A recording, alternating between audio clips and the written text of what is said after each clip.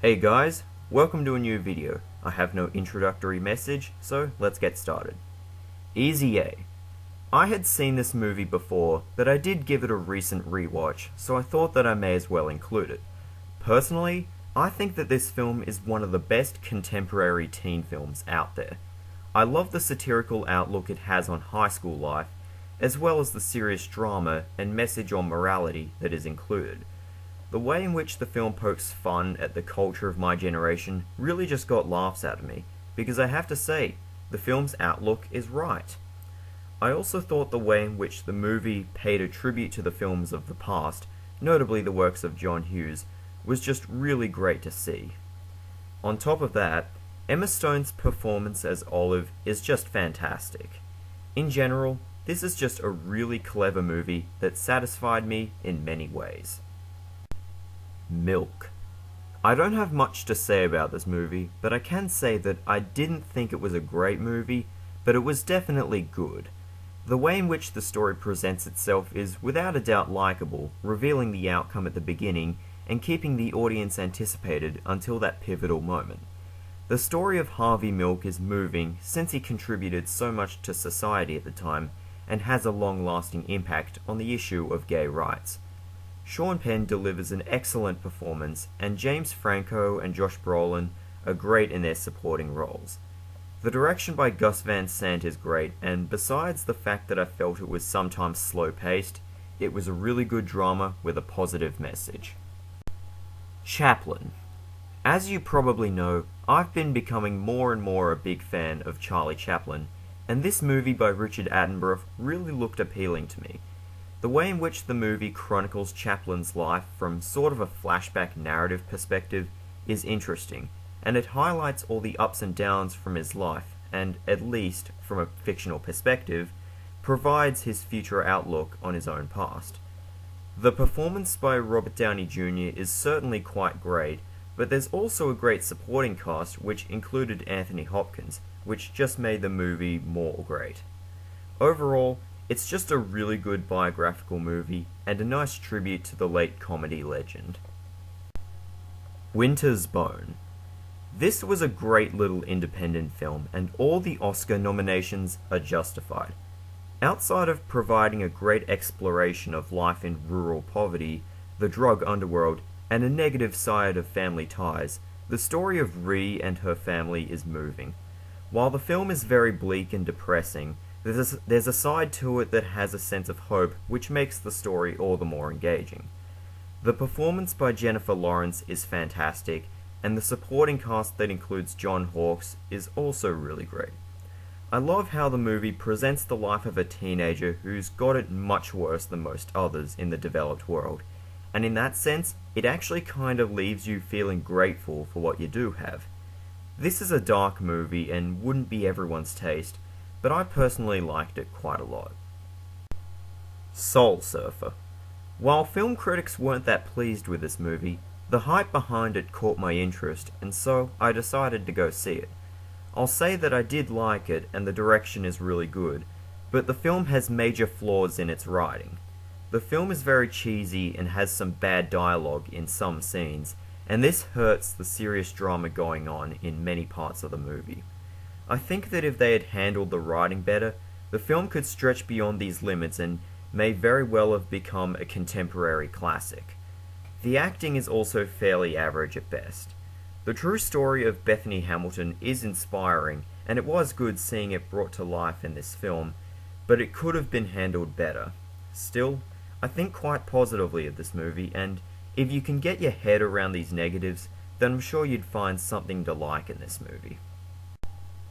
Deep Blue Sea. I feel that this movie does have a slight fun element, but this is hurt a lot by all the faults that exist. I did like the premise of shark anatomy containing a cure for Alzheimer's, but everything else has been done very poorly with the exception of set design. It was directed by Rennie Harlin, who has made great movies like Die Hard 2 and Cliffhanger, but this one really doesn't live up. The effects are laughable for the most part, the cast is almost completely forgettable, and the leads have no chemistry or charisma at all.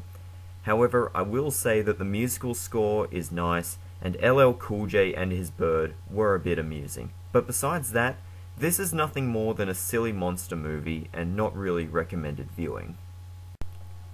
A Beautiful Mind. I saw this many months ago, but I just wanted to say a few words about it simply because it's just such an awesome movie. It tells the real-life story of mathematician John Nash, who has had struggles with his mental health.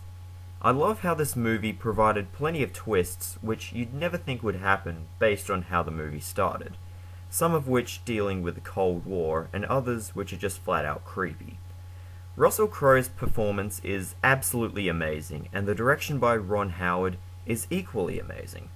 I can't really say too much about it in detail since some time has passed since I saw it, but I'll say that this movie was engaging from the opening to the closing credits and flew by in no time at all.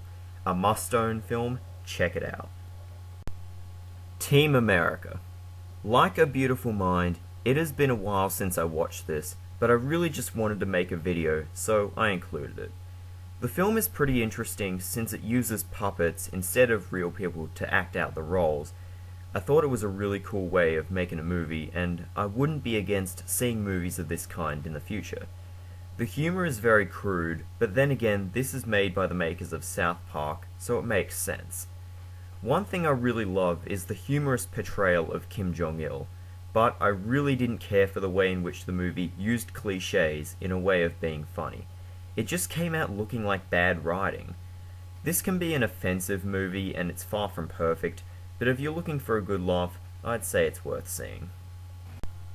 Black Book. This is a Dutch film set during World War II and explores the Dutch resistance to the German occupation of the Netherlands, as well as the operations of the Gestapo. This movie was great. I feel that the film really crossed boundaries that you don't really see in many Hollywood films in both dramatic and action aspects. The performances by the cast are all great, but the leads are without a doubt the best.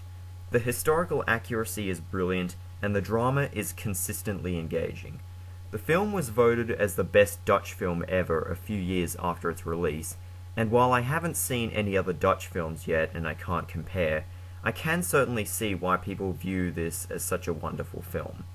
It's a brilliant wartime drama, and anyone interested in the topic should see it. War Horse. I saw this in theaters, and I could conclude that this is not only a brilliant war movie, but I also hold the opinion that this is the best film that Steven Spielberg has made since 2002's Catch Me If You Can. Spielberg is the master of escapism, and his return to doing movies of this kind is without any doubt fulfilling.